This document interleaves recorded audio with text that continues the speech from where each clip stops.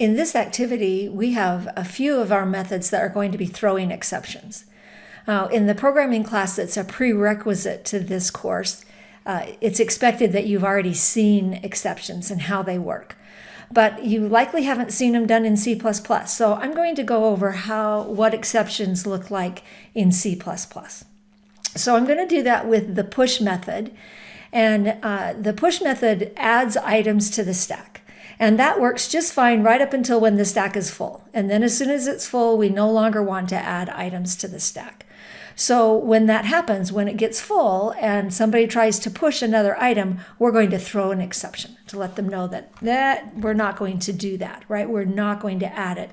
We're not going to add it, and we need to let them know that we're not adding it. So I'm going to start by writing an if statement that says, when it's full, and the way that I have it full is I have a data member, top position, that keeps track of where the next item is going to go, the index of where the next item is going to go. And when that is equal to that max size, then it's full, and I need to not add any more. So this is the point where we're going to throw it. And you just use the keyword throw, and then you say what type of exception you're going to send. And we're going to need to use the scope resolution operator with standard, and then we're going to use out of range, an out of range exception is what we're going to be sending. And now a parameter that we can send with out of range is the message that we want to say. And so here we can say the stack is full. Let's see, the stack is full, item was not added. And here you can just really put whatever message that is clear to whoever's going to be catching this exception. So you want to make it clear to them. Well, if that's, and that's how you throw the exception. Now, if it's not thrown, then it will continue, right? Well, if the if statement is false, then it'll never get inside here. So in the case that it's true, we want to move on.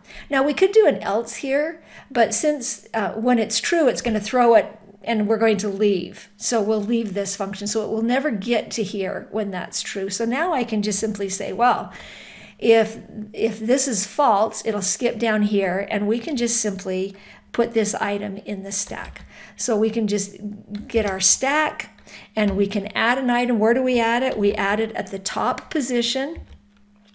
And we're just going to put the item there. So that's how we push it.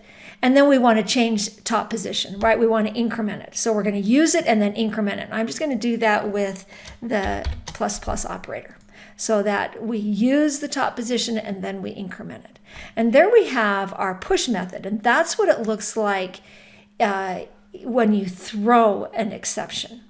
Now let's go to main and talk about how we handle exceptions. So here I've created a stack, and now I'm going to push. And I know that push has the potential to throw an exception. So the way that I do that is I put it inside a try-catch block. So I do a try block, and inside the try block, I try it. So I do one.push, and so I'm going to push it. And here I'm going to send the value 345, and we're just going to try it. If it works, fine. If not, we're going to catch it.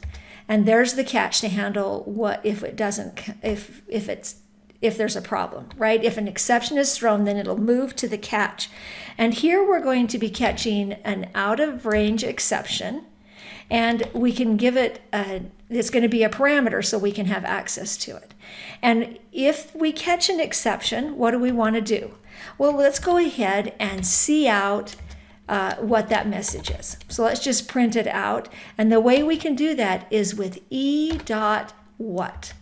And what will return the message that is part of that exception, and we're just going to print it out. So e.what returns that we print it out. And that's how it works, right? And now if we run this, what we're going to get is if it throws it, well, let's go ahead and put something here after. See out. And we'll just write this after exception.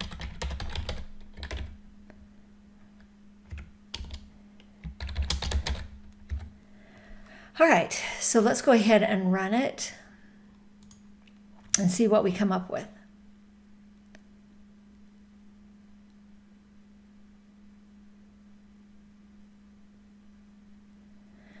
And there we go. We got after the exception and nothing printed out here. So what we did is we didn't ever end up throwing an exception because we didn't get anything here to print out. So let's go ahead and do this a few times. Now we can do this, do an entirely new try block for the next push, right? So we could just do another one, and this time we could push 872. And then every time we do a push, we can do a try catch block. So that works out fine. Another way to do it is that you can do multiple pushes inside one try block, right? So we can do one dot push and put a whole bunch of here. And we can go ahead and do enough. Let's go ahead and do enough that we know we're going to exceed that. And we did one up here, 2, 3, 4, 5, 6. Those will all fit. So we have to do one more than that. So here I'm going to push different values. And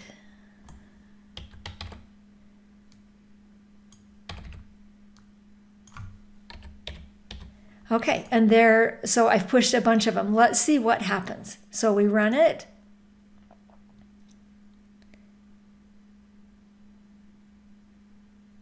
Now notice what happened. It gave us the message. The stack is full, item was not added, and it continued with the program, and it said after the exception.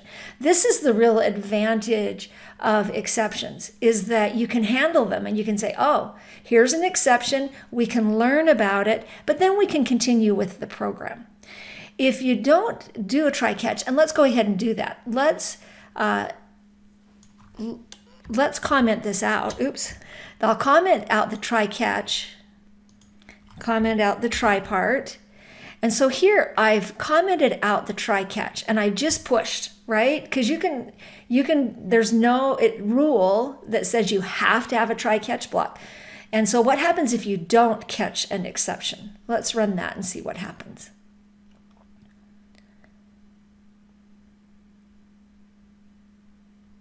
Okay, so now what happens? If you don't handle an exception, it stops the program. So what it does is it terminates the program because there was an exception thrown that wasn't handled. It does tell you something about it. Here you get the same message that we had, but the program stops. So whatever was happening after that doesn't happen, right? All we had after that was we printed out after exception, but it doesn't happen. So an unhandled exception shuts down the program. But when you handle it, it just keeps going. And so you can say, oh, there was an exception. Let's be aware of that. And then let's move on with the rest of the program. So that's the real advantage to handling exceptions.